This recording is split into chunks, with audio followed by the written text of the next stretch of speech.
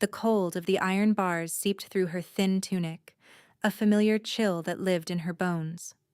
Before her, in the gloom of the deepest dungeon cell, lay the end of a kingdom. It was a wolf, or what was left of one. A creature of impossible size, all sharp angles and matted black fur stretched taut over a rack of ribs. Its breath was a shallow rattle in the straw, a sound of slow surrender. This was the Alpha King's wolf, the soul of the ruler, the heart of the Northern Territories, and it was starving to death. 11 days. That's what the guards whispered. 11 days since it had last taken food or water. 11 days since the king himself had retreated into the cold silence of his throne room, his own strength fading with every passing hour. Briar clutched the small, dense loaf of bread against her chest. It was her ration for the day, and it felt as heavy as a stone. Her stomach twisted with a hunger that was a constant companion, but the ache in her chest was sharper. It was a healer's ache, the pain of seeing a life guttering out and being powerless to stop it. A shout echoed from the top of the dungeon stairs. "Get away from that cell, girl! Lord Valerius wants the beast left alone." Briar didn't flinch. Lord Valerius, the king's most trusted advisor, seemed to want many things lately. Most of them involved the king's swift decline. Ignoring the warning, she knelt, the rough stone biting into her knees. The massive wolf's head was down, its muzzle buried in the filthy straw. But one eye, a slit of pale, intelligent silver, opened and fixed on her. There was no rage in it, only a profound and ancient weariness. Her hands trembled as she broke the bread in two. The scent of yeast and grain, a smell of life, filled the small space between them. She pushed half of the loaf through the bars. It landed softly in the straw a few inches from the wolf's nose. "I don't have much," she whispered, her voice a ghost in the oppressive silence. "But it's yours, if you'll have it." The silver eye watched her. It saw the threadbare cuffs of her sleeves, the smudge of dirt on her cheek, the deep, hollowed-out look of someone who had known hunger their whole life. For a long moment, nothing happened. The guard shouted again, his footsteps clattering closer. Then, with a slow, agonizing effort that seemed to take all the energy left in its wasted body, the great wolf lifted its head. 3 weeks earlier. The damp cold of the lower scullery was a constant. It crept in through the stone, rose from the perpetually wet floors, and settled deep into Briar's marrow. She spent her days with her hands plunged in either scalding or freezing water, scrubbing pots that seemed to multiply overnight. She wasn't a scullery maid by trade. She was a healer, or at least, the daughter of one. She knew herbs that could soothe a fever, poultices to draw out infection, and the precise pressure points to ease a crippling headache. But in the fortress of King Stellan, she was only her father's daughter, and her father was a traitor. He had been the king's physician, a man of status and respect, until he'd been caught selling information to the southern lords. He was exiled, banished to the frozen wastes beyond the territory, but his shame clung to her like a shroud. She was allowed to remain, a quiet act of mercy from a king known for his severity, but she was kept on the lowest rungs of the castle hierarchy, invisible, unwanted. Whispers were the currency of the lower halls, and lately they were all of the king. He was weakening. Some said it was a poison, slow and insidious. Others said it was a curse. The priests claimed the ancestors were displeased, but the oldest servants, the ones who remembered the reign of Stellan's father, knew the truth. The king and his wolf were one. As the wolf fared, so did the man. And the king's wolf, a creature of legend that hadn't been seen outside the royal wing in years, was said to be descending into madness. They moved it. A kitchen boy named Finn whispered to her one morning, his eyes wide over a crate of withered turnips. "Took it to the dungeon last night. Said it tried to tear its own chambers apart. Lord Valerius gave the order." Briar's hands stilled in the bucket of icy water. Lord Valerius, the king's hand. A man with a smile as thin and sharp as a shard of glass. He had risen to power quickly after her father's disgrace. "The king agreed?" she asked, her voice low. Finn shrugged, hoisting the crate. "Who knows if the king can agree to anything these days? They say he just sits on the throne. Doesn't speak, doesn't move, just fades." The words sent a chill through her that had nothing to do with the scullery air. She had seen the Alpha King only a few times, from a distance, a giant of a man, with hair the color of winter frost and eyes that burned with a cold silver light. He was power made manifest, a force of nature that held the fractured northern territories together through sheer will. The thought of him fading was like imagining the mountains themselves crumbling into dust. That night, she couldn't sleep. The whispers echoed in her mind. A sick animal, caged and alone. A dying king, isolated on his throne. Her healer's instinct, the part of her that her father's disgrace couldn't erase, screamed at the wrongness of it. An animal wasn't mad because it was vicious. It was vicious because it was in pain, or afraid. She made a choice. Stealing from the kitchens was a risk, but a small one. She pocketed a piece of leftover bread, hard as a rock, and a strip of dried meat. In the apothecary, where she was sometimes allowed to clean in exchange for access to leftover herbs, she gathered a small bundle of chamomile and lavender. Soothing herbs, calming. The dungeons were a place she had never been, a pit of dread at the base of the fortress. The air grew colder, heavier, with each descending step. It smelled of mildew, despair, and something else. A wild, musky scent of predator, soured by sickness and fear. Only one guard, old and half asleep, sat at the bottom of the stairs. He barely grunted as she approached, her arms full of clean rags, her excuse for being there. "Lord Valerius's orders," she murmured, keeping her head down. "The lower cells are to be cleaned." He waved a dismissive hand, more interested in his flask of cheap ale. She moved down the corridor of empty cells, her heart a frantic drum against her ribs. The musky scent grew stronger until she reached the very last cell, set apart from the others. And she saw him. The stories, the whispers, had not prepared her. He was enormous, a beast of nightmare and legend. His fur was the deep black of a moonless night, thick and coarse. He lay on his side, his great chest barely moving.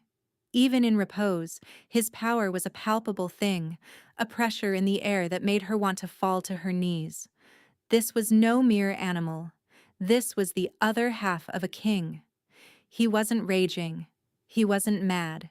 He was utterly, terribly still. She saw the chain. It was thick, black iron, bolted to the floor and cuffed around his right foreleg. But it was the iron itself that made her gasp. It was silver-etched, not the precious metal, but a dull gray alloy known to burn werewolves, to suppress their power, to poison them from the inside out. It was a chain meant for a rabid monster, not the bonded soul of an alpha. Rage, cold and pure, washed through her. This wasn't containment. This was torture. This was an execution happening in slow motion. The wolf's head lifted, and for the first time she met its eyes. They were not the eyes of a beast. They were silver, intelligent, and filled with an agony so profound it stole her breath. They were the king's eyes. She forgot her fear. She forgot she was the traitor's daughter. In that moment she was only a healer, and he was her patient. She knelt, just as she would 3 weeks later, and pushed the strip of dried meat through the bars. "I'm sorry," she whispered, the words inadequate. "I'm so sorry." The wolf looked from her face to the meat, and then back again. It did not eat.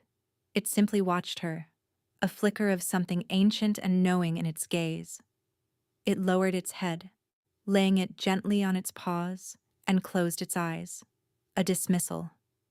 But as she backed away, her heart aching with failure, she saw its nose twitch, just once, toward the calming scent of the herbs she carried. It was a start. The visits became her secret ritual, the only part of her day that felt real. She would save a portion of her meager meal, steal what scraps she could, and brew calming teas in the dead of night, soaking rags in the infusion. Each night, she would slip down to the dungeons. The old guard, Gregor, was easy to bribe with a waterskin of stolen wine. He learned to turn a blind eye, content in his drunken stupor. She would approach the cell, never speaking above a whisper. The great wolf was always awake, waiting. His silver eyes would track her every move. She would leave the food, the water, the herb-soaked rags. For the first week, he touched none of it. He only watched her with that unnerving, intelligent gaze. She started talking to him. She didn't know if he understood, but the silence of the dungeon felt heavier than the stone, and her own voice was a small shield against it. "The cook burned the stew again today," she'd murmur, sitting with her back against the opposite wall, a safe distance away. "Finn says it's because he's distracted. His daughter has the lung fever." She told him about the herbs she'd gathered, the changing of the leaves in the high courtyard, the gossip of the guards. She spoke of small, simple things, of a life he was no longer part of. She never spoke of the king. The man and the wolf felt like two different wounds, and she didn't know how to address one without aggravating the other. She never mentioned the silver-etched chain. To speak of it felt like acknowledging the power it had over them both. But she saw how the fur around the cuff was raw and blistered, how the wolf favored the leg, how it seemed to sap the very air from its lungs. On the 8th night she arrived to find him standing. He was unsteady on his feet, his massive frame gaunt and trembling, but he was standing.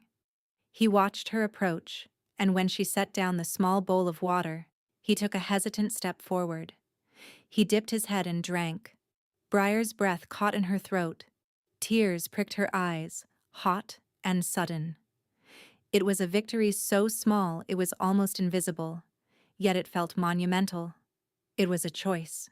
He had chosen to live. After that, he began to eat. Not much, just a few bites of the bread or meat she brought, but it was enough. A spark of his former strength began to return. The rattling in his breath eased.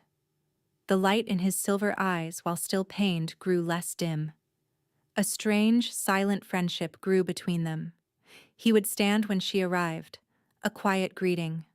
Sometimes he would lie down with his head near the bars, his gaze soft as she spoke. She learned the subtle language of his movements. A low rumble in his chest meant contentment. The slight flick of an ear meant he was listening intently. She grew bolder. One night, her hand shaking, she reached through the bars, not with food, but with an open palm. She held it there, in the air, a silent offering. He watched her for a long time, his scent filling her senses, pine and winter and cold stone. Then, slowly, he leaned forward and touched his wet nose to her fingertips. His skin was cold, a deep, unnatural cold that spoke of the poison in his veins. But the touch itself was gentle, a bare whisper of contact that sent a jolt through her entire body. It wasn't the touch of a beast. It was a touch of recognition. In the world above, the political siege was tightening. Lord Valerius now ran the council meetings, issuing edicts in the king's name. He spoke of the king's illness with a voice full of false sorrow. Guards loyal to Valerius were placed at key positions throughout the fortress. Whispers of a challenge to the throne, once unthinkable, were now commonplace. Her own position grew more precarious. Her father's name was being invoked again, but not with scorn. Valerius spoke of him as a man who saw the king's instability early on, a patriot, not a traitor. Briar felt a knot of dread tighten in her stomach. Her father was not a patriot. He was a selfish, cruel man who had resented the king's power and cared only for his own advancement. If he was being redeemed, it meant the forces he served were winning. One afternoon, as she sorted herbs in the apothecary, Lord Valerius himself entered. He moved with a predator's grace, his dark eyes missing nothing. "Briar," he said, his voice smooth as oiled leather. "Daughter of Eris, I have been hearing good things about your diligence." She kept her eyes down, her heart hammering. "My lord." "Your father was a complicated man," he continued, circling the table. "Misunderstood. He had concerns about the king's temperament, concerns that have proven to be prescient." He stopped in front of her. "A new era of stability is coming. One where loyalties are re-examined and past injustices are rectified. Your father may well be welcomed home." He was offering her a deal, an alliance. Join him, and she would be raised up. She would no longer be the traitor's daughter. "My father made his choices," she said, her voice barely audible, "and I am making mine." Valerius's smile didn't reach his eyes. "Be careful which choices you make, girl. Some stones are best left unturned, especially those in the dark." He swept out, leaving the scent of cloves and menace in his wake. She knew what he meant. He knew about her visits. Or at least, he suspected. The net was closing. That night, old Gregor wasn't at his post. Two of Valerius's personal guards stood at the top of the dungeon stairs, their spears crossed. "No one goes below," one of them barked, "by order of the Lord Hand." Panic seized her. For 2 days she was locked out. 2 days of not knowing. The hunger in her own belly was a dull ache compared to the sharp fear she felt for the wolf. Was he alive? Had they stopped his food and water entirely? On the 3rd day, the fortress erupted in turmoil. An announcement was made in the Great Hall. King Stellan was unwell, unfit to rule. For the good of the kingdom, Lord Valerius was assuming the regency. And his first act as regent would be to deal with the source of the king's madness, the violent, uncontrollable beast in the dungeon. It was to be put down at sunset, for the good of the kingdom. Briar ran. She didn't know where she was going, only that she had to get to him. She used the servants' passages, the forgotten corridors that snaked through the castle's ancient bones. She emerged in a storage cellar that connected to the lower levels of the dungeon, bypassing the main stairs. The air was thick with tension. She could hear the shouts of guards, the clang of weapons. They were coming. She reached his cell, her breath tearing at her lungs. He was lying down, looking more defeated than she had ever seen him. The small progress they had made seemed to have vanished. He was just a starving animal in a cage again. Her eyes met his, and in them she saw a terrible resignation. He knew what was coming. And that brought the story back to the beginning. She was kneeling in the cold, the shouts of Valerius's men echoing down the stairs. She held the last piece of her bread. There was no time for herbs, no time for soothing words. This was all she had left to give. "If we die," she whispered, her voice shaking but clear, "we die together." She pushed the bread through the bars. The wolf, the soul of the king, lifted its head. It did not look at the bread. It looked at her. In its silver gaze, she saw a flicker of surprise, then something that looked like gratitude. It ate the bread. The moment the last crumb was gone, something shifted. It wasn't a loud noise, but a change in the quality of the air, a hum that vibrated up from the stone floor. A soft, golden light began to emanate from the wolf's chest, a warm glow in the heart of the dungeon's gloom. Briar stared, mesmerized. The light pulsed, growing brighter with each beat of the wolf's heart, which was no longer shallow, but deep and strong.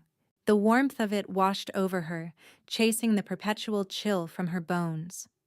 It felt like the first sun after a long winter. The wolf pushed itself to its feet, but it was not the stumbling, pained movement of before. It was a fluid surge of power. The gauntness seemed to melt from its frame, replaced by lean coiled muscle. Its matted fur regained its deep, healthy sheen. It was not just healed, it was reborn. It lifted its head and let out a howl. It was not a sound of pain or madness. It was a sound of pure, unadulterated power, a declaration of sovereignty that shook the very foundations of the fortress. It echoed through the stone, up from the depths, and into every corner of the castle. Upstairs, in the throne room, King Stellan sat slumped on his cold stone seat. Lord Valerius stood before him, a ceremonial dagger in his hand, his council members flanking him like vultures. "It is time, my king," Valerius said, his voice dripping with false reverence. "Your suffering is over. The kingdom will be safe." Stellan's eyes were dull, his skin pale. He was a shell, the fire within him banked to a barely glowing ember. He did not seem to hear. Then the howl reached them. It was not a distant sound. It filled the throne room, vibrating in their chests. Stellan's head snapped up. The embers in his eyes roared back to life, becoming twin silver infernos. The color flooded back into his face. He surged to his feet, his true height and breadth seeming to double, dwarfing the men around him. The unnatural cold that had clung to him for weeks vanished, replaced by a palpable aura of heat and power. He looked at Valerius, and for the first time in a month, he spoke. His voice was not the weak rasp of a dying man. It was the deep, resonant thunder of an alpha king. "You!" he snarled. Valerius and his men stumbled back, their faces masks of shock and terror. Down in the dungeon, the wolf's howl faded.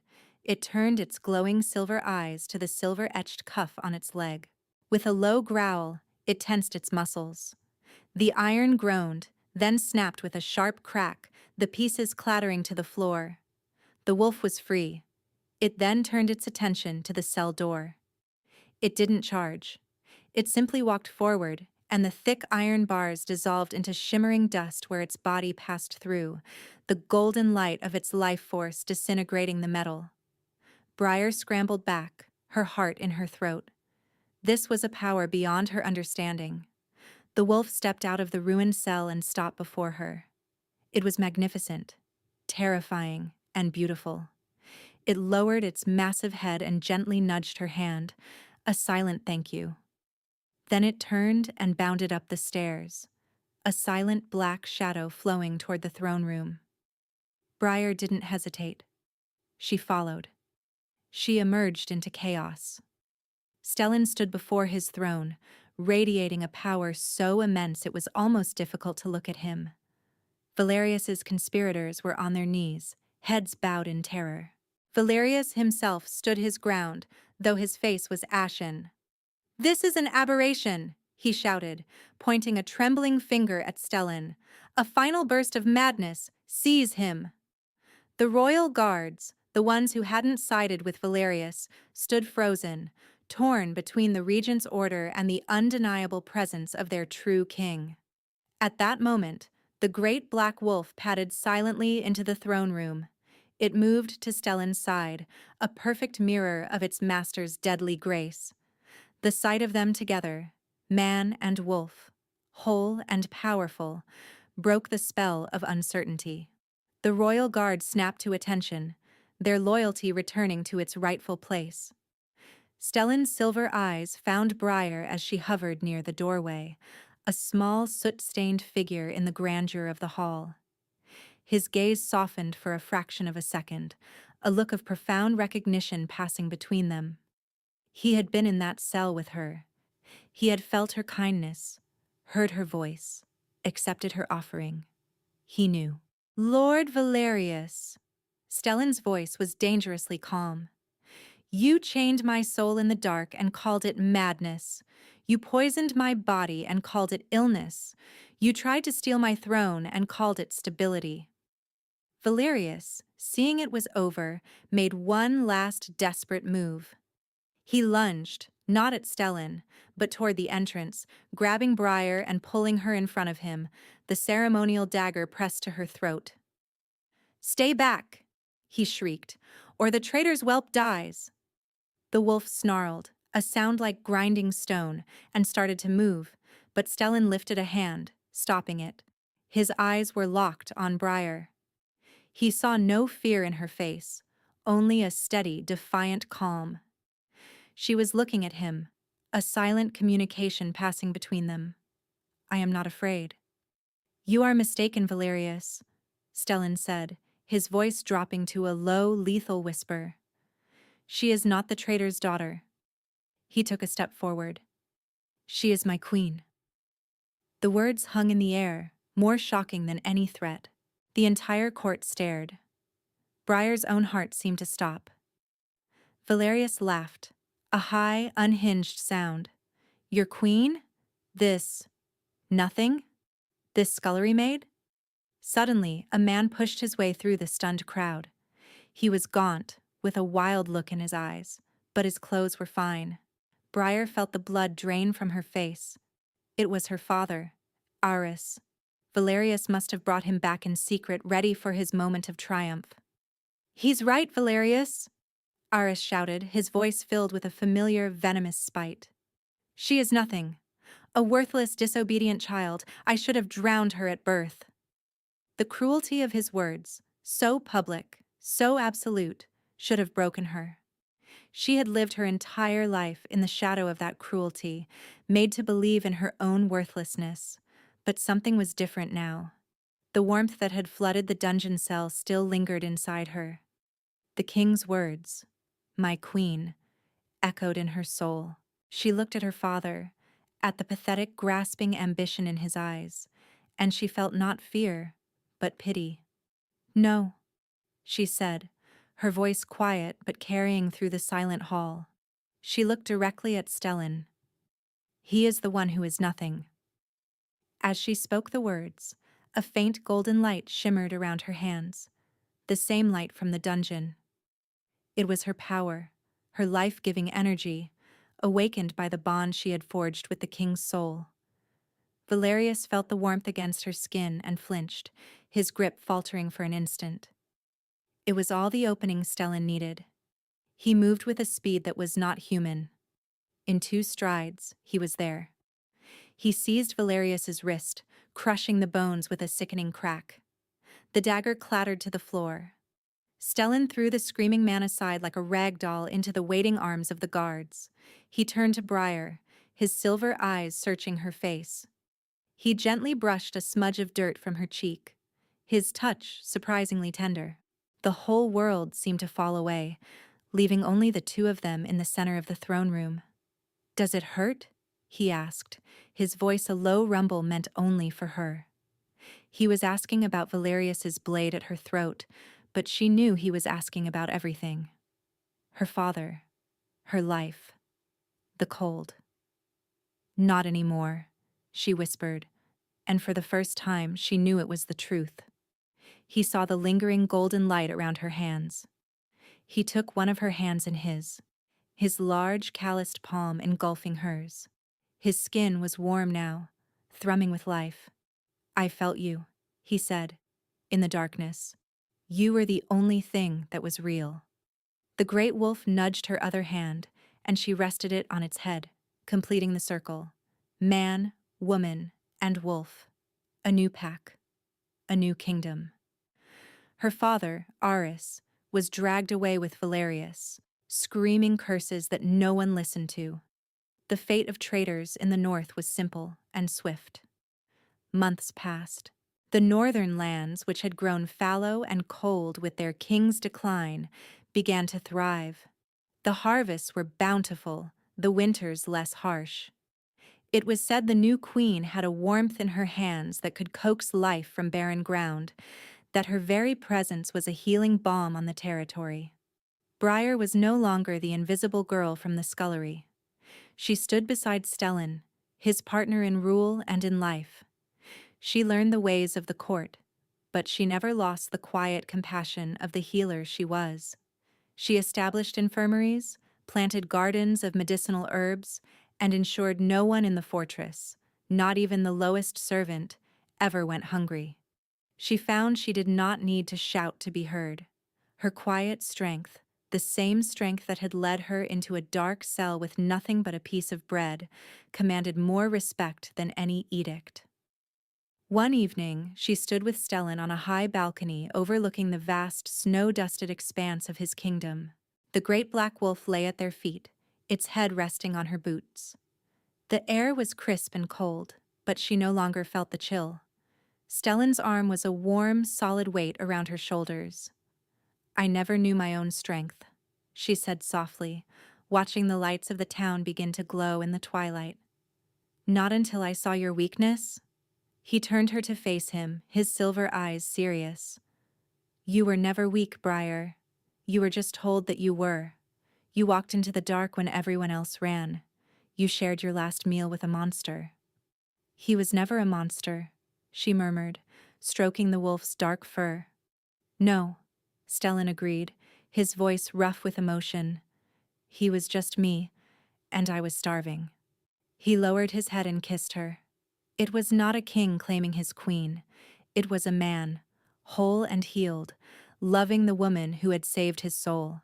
It tasted of hope, and wood smoke, and the promise of a long, warm spring after a brutal winter. In the safety of his arms, she finally understood. She hadn't just saved him. In that cold, dark cell, with a simple act of kindness, they had both, finally, saved themselves.